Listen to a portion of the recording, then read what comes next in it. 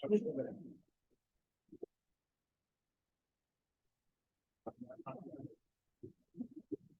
day, friends. I'm Azra Talad Sayeed, an activist who works with small and landless farmers in Pakistan.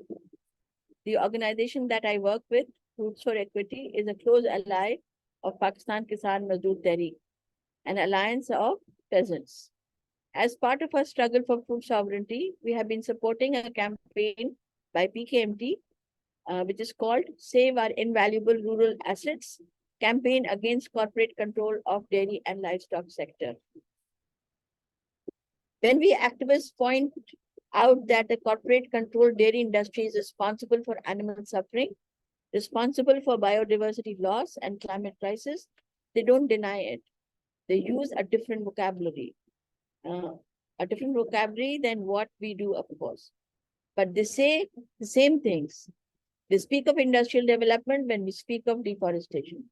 They speak of higher product yields when we speak of higher body counts. They say profits when we say death. So they don't deny the harm they are doing, but they justify it.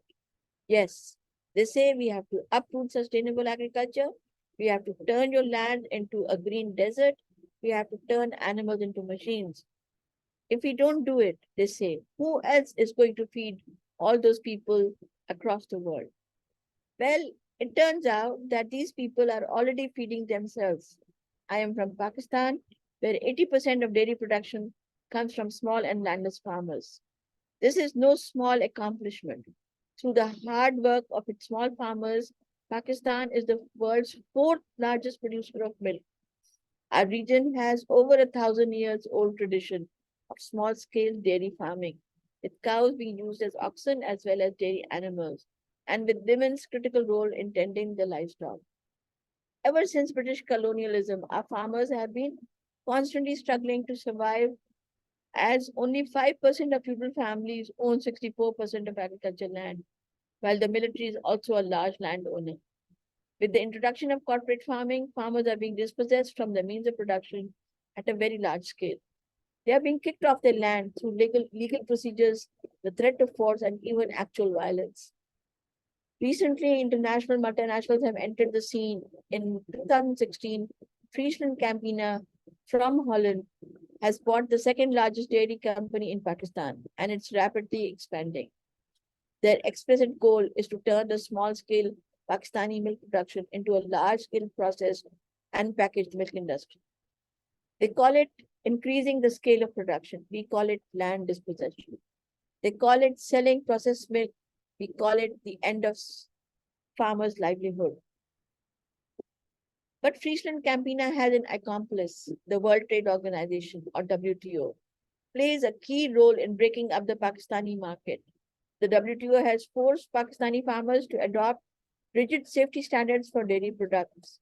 Milk has to be processed in order to be sold legally. Whereas large companies can easily meet these standards, it's impossible for small-scale farmers in Pakistan to do so. These standards do not improve our food safety standards. Friesland Campina and other multinationals are mostly selling powdered milk, which is then mixed with water. The water supply in Pakistan is poor and unsafe.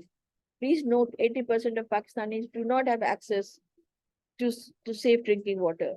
So instead of selling their own locally produced milk, smallholder farmers will be forced to drink powdered milk mixed with unclean water. So to say that the WTO is motivated by genuine concern for the health of Pakistanis is a lie. If they were, they would have focused on the unsanitary water supply for over 80% of Pakistanis, mostly those smallholder farmers whose land are disowned by multinational corporations. We emphasize that small dairy and livestock production is mostly in the hands of women who are landless farmers. For them, control over milk production is tied to their access to nourishing food, energy through the use of animal dung, and a steady income through sale of livestock and dairy products such as milk, butter oil, and others. These women now face a catastrophe because of the WTO regulations. Multinational agriculture companies like Friesland Campina say that they want to feed the world. They do the opposite. They poison our soils, they destroy our biodiversity and deprive farmers of their livelihood. The only thing they feed is their own pockets. The global dairy industry is a milk mafia, and instead of being prosecuted by governments and international organizations, they are supported. The European Union subsidies the dairy industry with billions. The WTO opens new markets. And the corporate and feudal elite, including the military in Pakistan and other countries, reinforce their autocratic regimes. So, your struggle in the Netherlands is part of our struggle in Pakistan. Friesland Campania is destroying Dutch biodiversity not to feed the world, but to destroy farmers' livelihood across the world. On top of that, Dutch agriculture companies like Friesland Campina are contributing to the climate crisis that will hit countries like Pakistan the hardest. So I call on you to protest like your life depends on it. Because in Pakistan, our livelihoods are already on the line. Our world has been on fire for over 300 years, ever since capitalism and colonialism has come to our lands. To fight against freedom campania is to fight against the logic of profit, against the system that moves us from the earth and from each other. Let's consider to find each other in solidarity. Thank you very much.